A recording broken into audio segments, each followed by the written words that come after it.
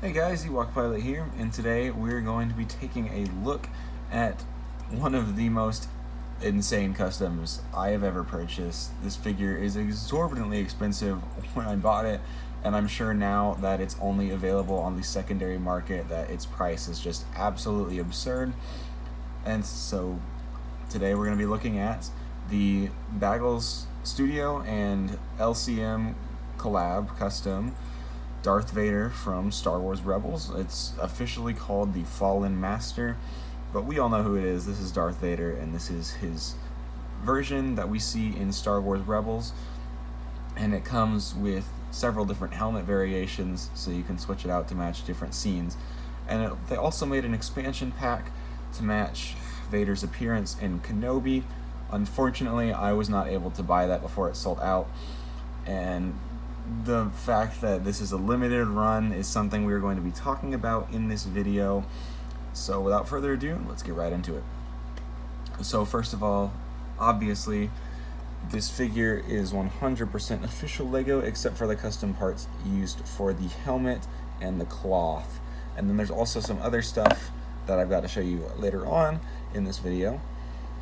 But as you can see, this figure is very, very cool. Very, very closely matches what I believe a LEGO style of Vader from Rebels would look like. It's got that like much pointier, much more aggressive looking helmet angle, and it's got the red eyes, which look absolutely incredible. It is not 360 degree printed on the torso, which I know is a point of contention for some people, but it is fully pad printed. There is no UV printing here, and the pad printing quality is very, very, very nice. I'm very impressed with this. It's got a little bit of arm printing here on the sides, as you can see, and then there's printing on the back as well, although not very much. The legs are 360 degree printed.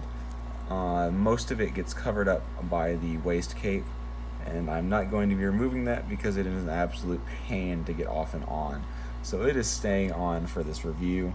As you can see, the cape is very nice. It goes all the way around his shoulders. It looks really, really cool. The cloth feels very nice, but it does not feel as like strong as Lego's cloth. So I would not recommend being rough or anything with it. This helmet is like Lego's, where it's got the neck bracket, and then the actual helmet part can be separate from it. And it does have some interchangeable helmets, so we're going to go ahead and get into those. Before we do that, I leave them in the packaging that it came in. This is the original packaging it was all wrapped up in. It's a very nice hard plastic case, clear and everything, and you can get this really nice card in the back of it, as you can see. It says, "Thank you for your support, Legends Mock," with the BagglesStudio logo. And so all you have to do is remove this lid,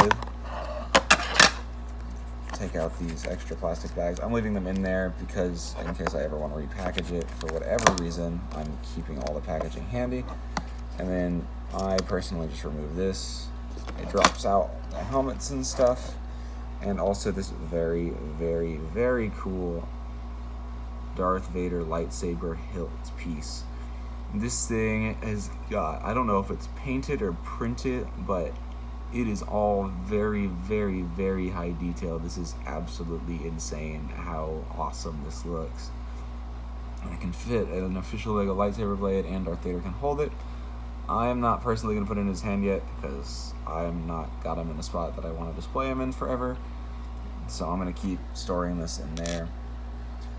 But the first helmet we have to switch out is when Ahsoka cuts Vader's helmet open from Rebels. It's the Rebels version of the helmet. So it's a really easy switch. All you got to do is take off Vader's current helmet and put on the new one.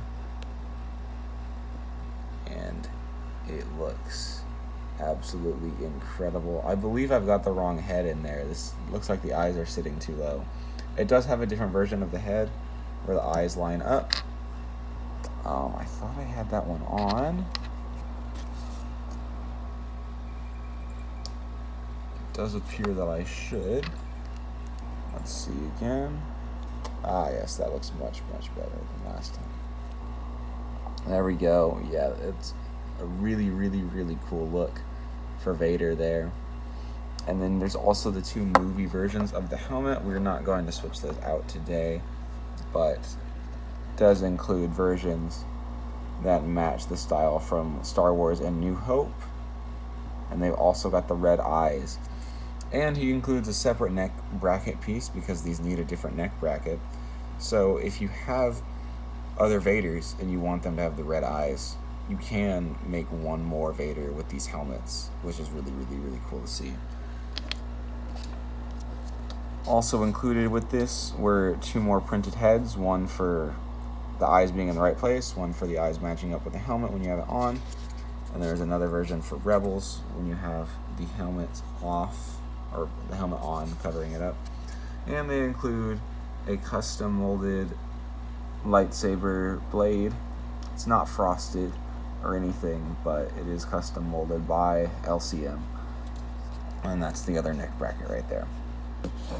But yeah, guys, all in all, this figure is absolutely incredible, but it has one fatal flaw, and I'm not even talking about the price right now. This thing retailed for $150 US if you wanted to get the figure with the Rebels helmet and then the expansion pack, which included the other helmets. The 2 movie style helmets were not included originally, and neither were the other 2 heads. And then it also came with a Sith holocron piece, which I'm not showing in this video because the focus is the figure. But that's a lot of money to be asking for initially. And this was a limited run, released on 2 different websites at 2 different times, and it was really hard to keep track of. So nailing this thing down was pretty painful, not an enjoyable experience at all. And it's limited down to, I think, maybe 200 copies, which is nowhere near enough for the following that both of these people have. And it's just caused the aftermarket to go absolutely insane. I saw the other LCM collab that I missed out on, which was the epilogue Ahsoka from the end of Star Wars Rebels. I've seen it going for upwards of $900, which is insane because it originally retailed for $100 when it came out, which is still a lot, but nowhere near that much.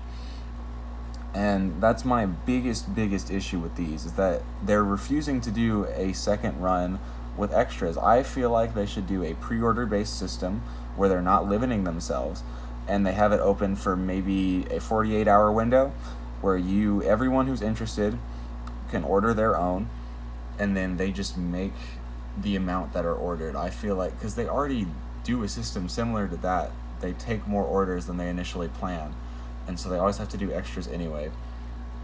I feel like that would just be the best solution, or have multiple runs, because as a collector and someone who just wants a cool looking figure, it's absolutely incredibly frustrating to miss out on one of those because you're at work or something and you miss the 10-minute window when it's up on the website and you don't get the figure you want. So yeah, guys, in conclusion, incredible figure, absolutely horrible system of acquiring the figure, and I really hope that Baggles and Legend CMOC figure out a better solution to this problem, because otherwise I feel like their customer base might wane a little bit. But that's going to do it for today's video. If you like it, please subscribe, and we'll see you in the next one. Goodbye.